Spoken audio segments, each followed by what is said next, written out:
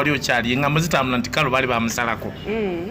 Already twalina show twali tutandisa gipushinga nga bagiyita trends nga ya fashion twali tutandisa no shooting nga ya fashion and trends literally omuntu yeekumya ati ayina kwambala biki twali tushootingseko episodes eziwera but ng'omuntu yenna nga yebagamba nti omwana amala n'ava ku lujja osanga nanga nali nvudde ku lujja nga neeyongeddeyo.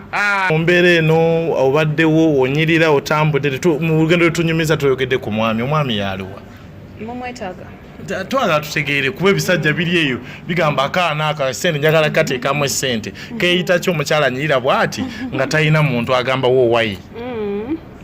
I'm in a relationship. Yes, I'm in a relationship. Naye sisobola gamba nti nina omwami kubanga temundaba nampita. Abikako tukulengera abantu bakulengera okolera muganda waffe okuva wali eri wansi ku next media house MC Katso mukolera ka background bagamba awo oyo muntu wa Karo. How did you connect with him or how did you get in touch with him?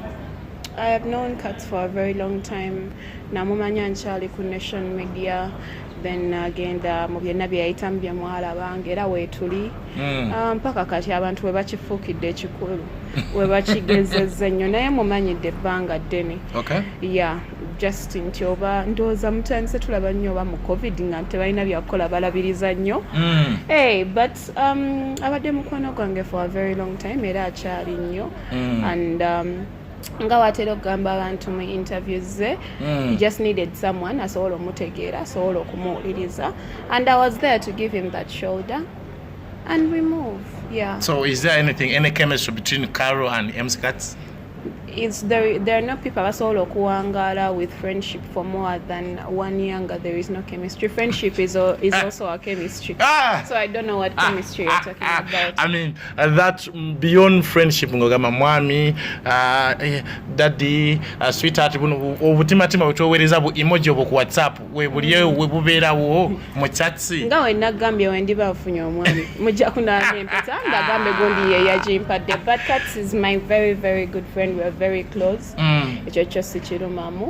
Yes, we are very close. Wemba nebintu byange mubuuzaako nampa advice waba ayina byagize nange ngenda ne mubukira ne mugamba waayi tereza mwana. Karo oyo alabika okuba nga yaleeta ne Fille eyo kubanga bamujja ku mutto oba Fille bamukyawa. How true is it? Ekirungi be babyogerera. I am not siri katonda ku stamping a truth and lies. I know my truth, they know their truth. I am not in the right position to talk about Fille. Kalabi waffe omulungi ow'emunyenye gwanga Star TV program ekigunda kanyomero kankola ya video kosana abatutumufu ekizibu tukyalya mu mbeera y'enjawulo abalina kye beekoleddewo bayinza okuba tebannafuna ssente naye n'erinnya kitegeeza oba olina ky'okoze mu nsi eno mu mbeera eyo n'atugoberera wali ku mukutu gwaffe ogw'enkola ya video naddala exclusive interviews etuleeta yes ku YouTube ko nakadako subscribe nga tukujjukiza Sheikh America Koma yes atambula nnyo naffe omusajja omulombi w'edduwa eyo atukwasaganya mpolampola asangibwe Nansana Naluvunye munoonyekaawo ku mikutu gye namba z'essimu wammanga. So mu mbeera eno lunaku lwaleero tuzze tutambula again another time tuli ku Vision Group eno tuzzeewo nnyo twasooka kujanduuza ku muganda wange Suna Ben ne tujjawo ku Gotigod ne tujjawo ku Anteira lunaku lwaleero still tuwongedde okuba nga tufuna omukyalo owokubiri naye nga tetumufunye essimu bubi naye tumufunye olwaki kyazze atambuliramu okuba nti wanjawulo alabika nga achievement zize ayi makaiko gemanya Rupi yes oyinza okubita Rupi Star. Thank you so much. Lunaku lwaleero tulina beautiful Karo, how are you? I'm okay. How are you? You're fine. Abakulaba babuuzeeko Karo. Bananga batulama na nambala musiza konse Caroline Maka ayanda yo person amba mpita mama Lutue aba mpita mami igona gakola ngonyirira we bale kusima ani akulabira Karo nerabirira weteka my sente ngarachi nedda alhamdulillah. Karo amanya matufu gwana Mirembe Caroline yo amatajeko uli owo eryawa byosembezaayo terikwatika balita batya nyira matajeko lyawa eryo bavandimwe bebawa sijereka nesima siri so well versed nabo mva butale kisangirwa Rwanda okay mama wange wamu nomusamya oliote ndiyo amaho ate badegeda kwabuka badegeda kwabuka ate lugisu because olusamya n'olugisu lengejera galo kubanga lu blending ngeje lufana. So Karo ozali wadde Nazalibwa nga 10th March 1996. Ababalabalamu gye emyaka emeka? 25. 25. Oli mutuufu. Tuteekako ka plus oba minus? Kyoyagala ekikusanyusa. Abanyejja abakyala bagamba ozuula bamaze musteekayo eri. So tunulira okusoma amasomero otambulirako wa? Nsomedde wanda mu Uganda, nsomeddeko ku Kitante Primary, nsomedde ku Kitante Hill, nengendako ku I also went to St. Charles Ranga International Kachiri, Salwayo, nenzira ku BSSM Bishops Mukono. Jena Malira Senior 6, nengendako e Makerere nenkola computer applications, nenzira ku Omkat. School of Journalism Mascom. Yes. My ojo alumni. Simani. Obera alumni OG OB. Byonna bikola munange era obera old boy na. Wali omwakati? No, Omkati nkyaliyo. Okyaliyo? Yes. That is great. Nze naliyo, when was that? 2010 to 2013 I think. Awo naliyo. Naliyo ne team ya Fifi the Queen. N'abasigadde twali yawo mpola. Natuwata. So tudulire karo before Umkat whatsoever jane no ogitandika otya because kati woba oli ku Umkat kitegeza jano ina gyogijje okuba nti otuuka wano tukola bino nakulwaliro. Natandika okubeera ku TV nga ndi Makerere nakola computer applications. But initially, nga sinajja ku TV, nali mbesinga mu acting. That is National Theatre, Sharing Hall Zambia, ne short films ezimu nga za organizations nga tezijja ku TV, nenkolako n'omukulu John Segawa, Peter Kagai, bangi. Because nali mpandika poetry, ate nga mperforminga, nendyoka nyingira ebyemizanyo. Tulina bye tufaanaganya bingi banzaala Nsambya. Ate Nsambya awo mbaddewo nnyo. Bintu tuyiribye nnyo Nsambya awo. Nsambya ki sharing Budde ki obwo ate nabo? Sharing Hall Zambia what talent search fit walingawo nnyo kuyimba n'ebisigedde? No, actually mostly sagenangayo for those nali nkola stage plays abana ze bakola mu masomero. So nga masomero gajja ne gatulaba ne tuzanya obutabo we basoma ku school curriculum. Yes, so I go ahead and join Nation Media Budde mazeyo emyaka enanga nkona mu Gwakutaano ne mala nenzija ku Vision Group. Karo njagala tutunulire before all that Nation Media ekintu kino you joined because of a talent or a passion kuba wona wotunyumiza olugendo birayika nga still waliwo awo tambudde wano omuntu abadde asoma ebitabo nga alubira kuba doctor oba accountant ayinza obutamala buddemu all that? No, initially nali njagala beera lawyer. Nchali muto, and I loved reading a lot. So going on henceforth nentandika okuwandiika poetry awo ne batandika okunabanga nchali kusomera nchali ku Bishops SS Mukono naye nga nteekayo poems zange on every site ya poetry gye ndabayo. That is how nafuna omulimu gwange ogwasooka gwali gwa poetry ku National Theatre. So literally passion, love, talent byonna byalimu. The moment you have passion and love, ngatoga second ne discipline, tukisobola gamba. Tutunulire, when do you first get your TV job? Dimwakati, if you recall. Let me try and recall. Was it 2019? Yes, I think 2019. Nenkola, that was my first screen test. Walio producer by that time Nation Media. Nganzanya na ye mizanyo short films. Na mpita nenkola screen test by that time ngabano nyamuntu. Producer Chisam.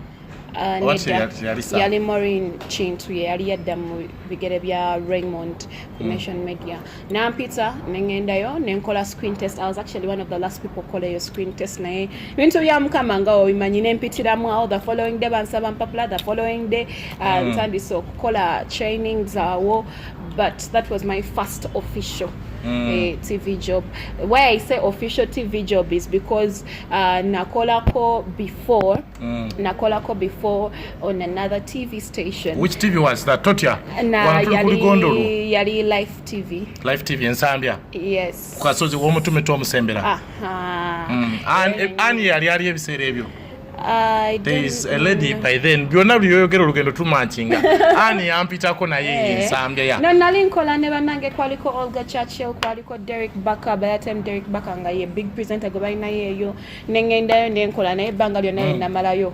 nga tebansasula neŋŋamba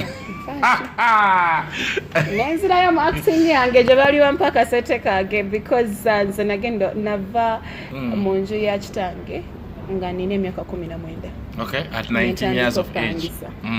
So ebintu byokuhasolinga nabyagala mangu nabitandika mangu. I am a person of hands on, saagala nnyo bintu byakutuulaawo ate kwenyonyolako bwe wabawo ekintu nga nsobola osituka nengenda nenkikola nenfunamu nsitukiramu nsibirwisa. So oyingira Nation Media, oyingira Spark TV, otandika okukola ngani reporter, presenter? No, natandikirawo nga presenter. Natandikirawo ku show ya Live Wire nga nkola ne Zahara Toto. That time Anatalia Ozi yali ku live nenkola ne Zahara Toto presenting. Anatalia we yakomawo nensookera nempumulamu nga I was juggling TV presenting and acting by that time nga byonna mbikola. So nenzirayo mu acting ne baddamu ne bampita ku NTV nga era mbeeramu bampita nenkuba ebicuba byange nembeera mpaka enafuuka station ndi wa Live Wire. Nentandika the first segment gye nasooka okwetandikirawo with my producers yali Lutuwe. Netukola Lutuwe nembagamba ejja kukola nentweza ababosi nembagamba ejja kukola mwe mumpeemu omwezi nga ne producer gwe nina by the time Isaac Kugonza nga ngamba kale tukikole kijja kukola nenkikola abantu ne bakyagala. Yes, all my producers have always believed in me. Abantu ne bakyagala okuva olwo erinnya lya Mama Lutuwe ne likwatayo ne lisigalirayo ddala kati era ne kasi era ntambula omuntu nagamba Mama Lutuwe so kyakwatayo nenzizaako ne tuyiyayo the Live Wire breakup yali Saturdays nayo ne tugitandika nga just kutuulamu awo kwogera weekly round up literally nayo nekwatayo nemala ate netuddamu netutuula buto nga tongedde mubongole Alex netutula buto netuyiya 21 questions. Yes, 21 questions nayo nga yakufuna muntu okumukuba kibuuzo ku kibuuzo nakyo nekikwatayo but initially omuntu ayasooka okunzikiririzamu nga ngenze ku Nation Media yali ng'ogyeko Morin Kintu ayampita yali producer gwe ayasooka okumpeebwa gwe nasooka okubeerako mu ngalo ze yali mukulu Kafuko Peter. Actually right now yakola uncut Watabu. He literally nurtured me into the business. So mumbeera eno nga sinaba kuwummulamu nga tugenda kwetololamu naye tukomawo kati ne tugenda kutunira Caroline Maka ajja atya wano okutukako wano abantu boogera nti ekyala likinira nnyo kirina omwami obulamu bwe. Then if at all she's a mother agenda kuba tunyonyola how has she been able to balancing a media life then tunulira n'obwamaama wovaawo then abantu batukamata ne baba excited tukyayeyongerayo n'olugendo tulujabudde because tetwagadde kukanga abantu naddala nga olina passion y'endongo oba olina passion ya media otambula olina mwana muto asoma ebintu bino bya media twagadde bakanga so tetulageze haso nnyo so nti haso well atambudde ebifo ebyenjawulo oba system y'enjawulo naye mu mbeera eno tukyalina Caroline Maka Mama Lutuwe mami inalyo liryo.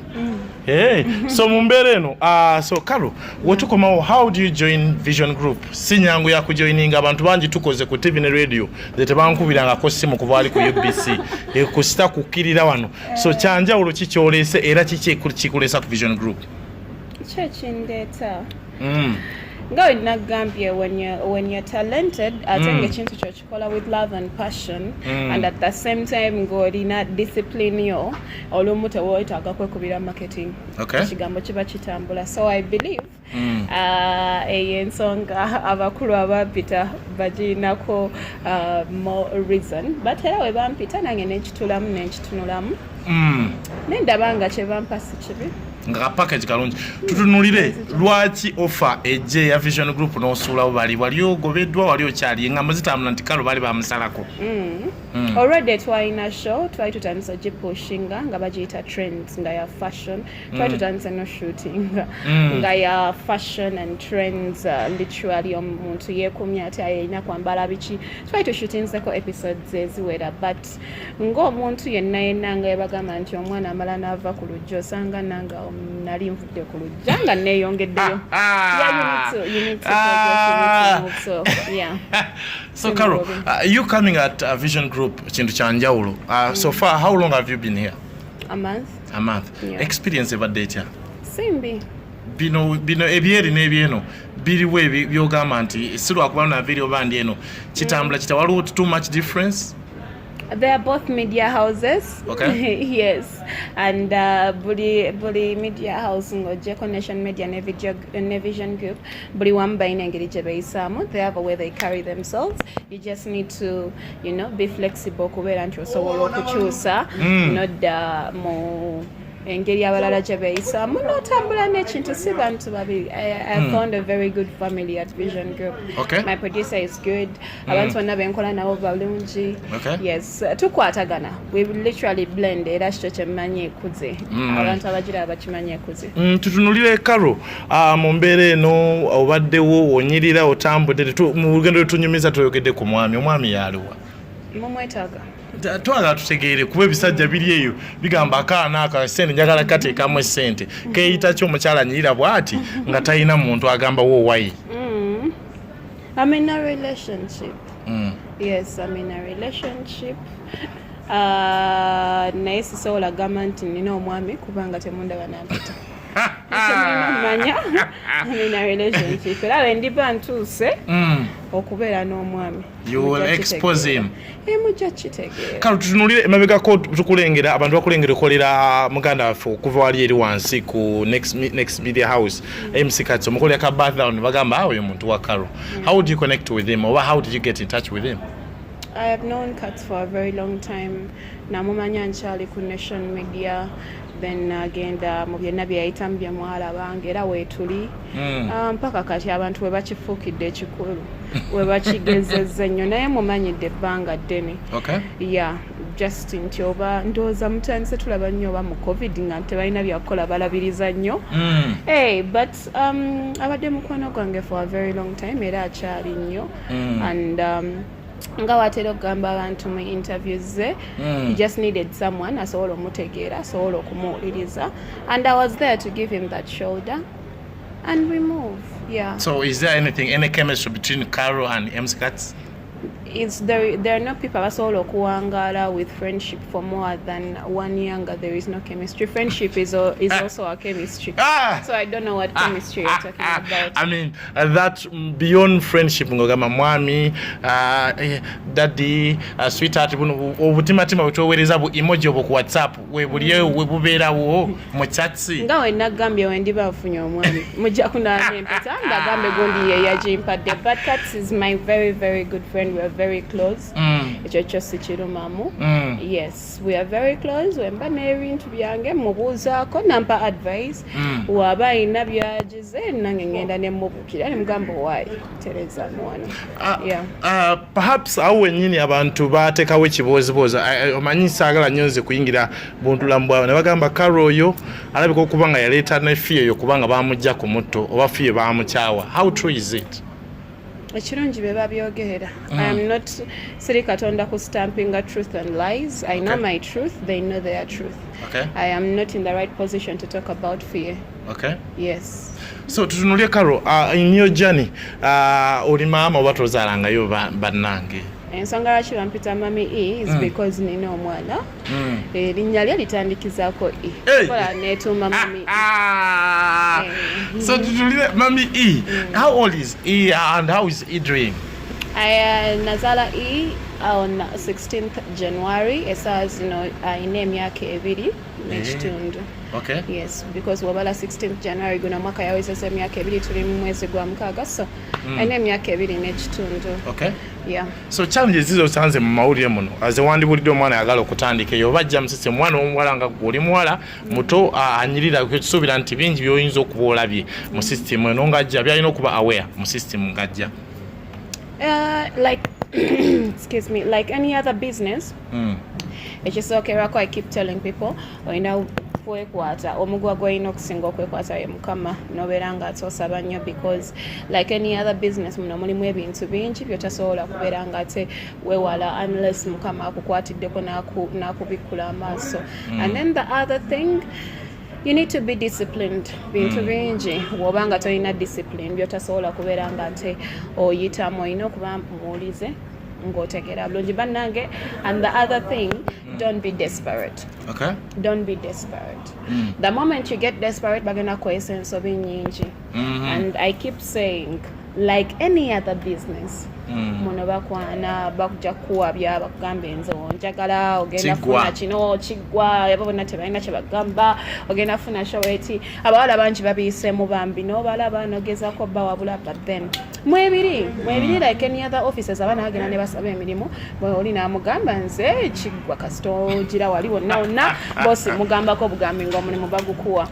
But it's not the way to go. Emirimu wegityo tegisobola kulwawo.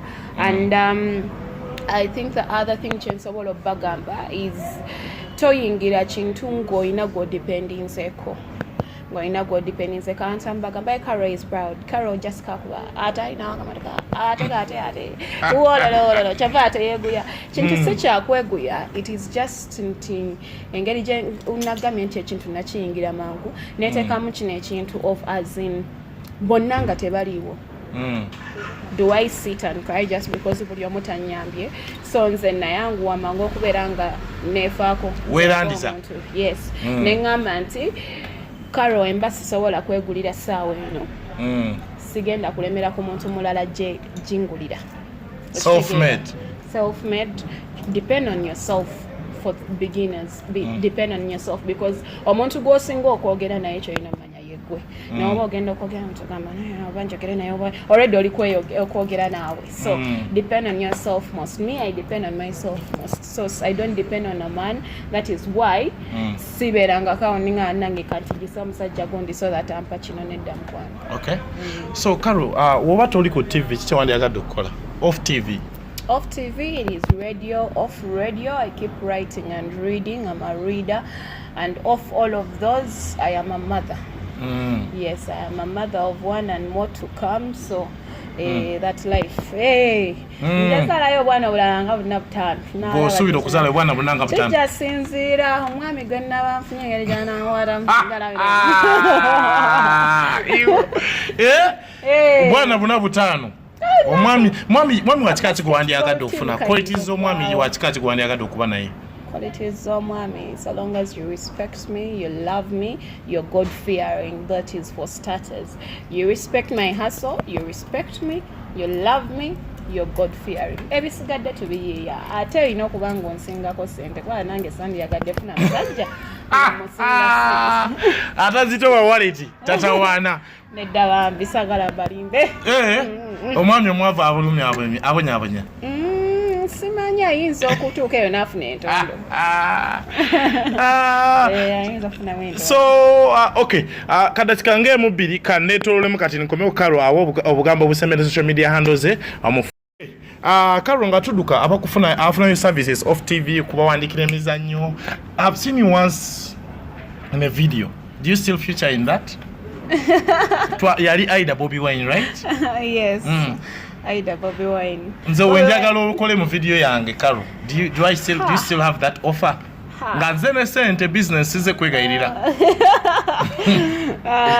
Simanyi kisinziira.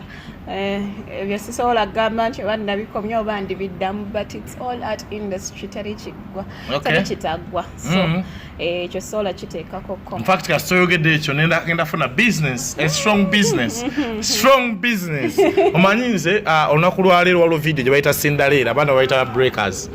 Nagamba Cindy nja kuteeka mu video n'awakana naye muwa business tewaliwo nti ate kwegayira. If it's business, I bring business. Yeah, it is all about I'm a go-getter, I'm a money maker. That is for starters. Ebisigadde obonyemeza emboozi nga teri mu kukola ssente, teri mu business, teri kugenda maaso. Awo tewali kiddako. Ngamba oba talina kyongamba. Carol, abakufuna social media handles bakufuna batya? Erinnya lisigala Caroline Maka. Caroline Line ne Maka Marcah. Instagram, Facebook, Twitter, wonna ku mutimbagano, TikTok, Snapchat. Sinagenda TikTok ne Snapchat sinaba. Caroline Maka omusajja abeera ku TikTok ne Snapchat. Abatalina makulu talina gyakutwala nze wenda. And then ezo sites z'abakazi. Ezo sites z'abakazi. Then also my fans page ebeera Caroline Mirembe. yeah, basically wokyo osobola okubeera ng'onfuna kwezo social media handles kwenyini kwe kuli n'ennamba gy'obeera olina contactinga oba wakunfuna. Kalu kano katalekeka byonna obikoze TV, radio, Vixen, do you have that one moment nti oyinza okusuula n'oyingira studio ne tulingira Kalu ng'akasuseeyo project akayimba n'okasumulula? I have actually done a backup for Caesarus before. Yes, a bit of Caesarus's music. Namukwera ku backups ezimu. Sigwambiko po. Kola nabino. Okay. Tukoze kenyimba ezimu, but I do not think. That was the time ngali wa Kim XP. Yeah, because I connect Kim XP a lot of projects. And even voiceovers, because voiceovers is a good TV. So when kera kumacha nemfuna ngamba nachini senri change kijami kalicha kalo chikuwandikidde oluyimba. Ebintu by'okuyimba ebyo nabirekera Anteida. Engeri abantu gye batufaanaganya olumu ekyekumuyimba kyonna kimulekera. Wakimulekedde. So oyinayo akatalekeka eri abawagizi bwe ne bafaanemu tukute Karo? Your last message. Ekyensobola okubagamba mwebale kunjagala, abanzikiririzaamu mwebale kunzikiririzaamu, tukyalina bingi ebyokubeera nga tetukola, tukyalina business nyingi. Njagala nnyo abakyala abakozi, era obanga oli mukyala ng'oli mukozi eyo kyamaanyi n'obeera nga onegattako. Our YouTube channel ekyali mu process, we're still shooting and it's basically about you. Ngenda kubanga mbaleetera stories z'abakyala n'abaami abali eyo, stories etutatera kuwulira mu bantu, stories about depression challenges, stories about ye yakivaamu atya gwe akirimu eyo osobola okubeera nga okiyigiramu, because abantu bangi omanyi tuluzinze abaana bangi due to depression, just because yayita mu kintu nga talina gwagambako. So ebyo byenjagala okuba nga tussa ku mwanjo tubeere nga tubitegeera. So, mwebale nnyo, mwebale ddala musigale nga mwekuuma COVID gyali mungi, naye musigale okubeera nga mwagala Mukama mu ddiini yonna yenna gy'osinziiramu. My social media in-laws, mbaagala nnyo, mbaagalira ddala gye mweyongera okunyombesa n'okunvuma, nange gye neeyongera okuwa ebyokunvumirako. Okay, thank you so much. Oyabadde Karen Makau. In case I know ekirala kye twandyagadde bafan oba na Uganda abali ebweru n'abatera okuba ku channel yazaffe kadaago kona kali subscribing enkola ya video tubere tukivuga nenga ne wali mbatutu mu enkola ya video akanyume tutayida kikanga 5-10 ku TV exclusively ku Star TV program Kigunda sawa ziba 5 paka 7 team Obliz Luja DJ Mogi tutambula bwe mpola mpola ne mugana wange Amirimu yabeera waawo Kosa ne mugana wange Eric Ruyo team tutambula mpola mpola. Thank you so much mukone kadem subscribing tukivuge oyo ande atale atya enjala ya mulumire eri wagulu wa muganda wange ku Swangizi kati vision group abula kusamba muntu nenga large upon yourself ne mutoro Dr. Mutoro 34 ande atale. Thank you so much ngambo baddewo we sign up ne manager Brandon Chiwunde Entertainment ne abadde wa mpola mpola vampos wa muteka wasimanyi kya mutukako ne thank you so much.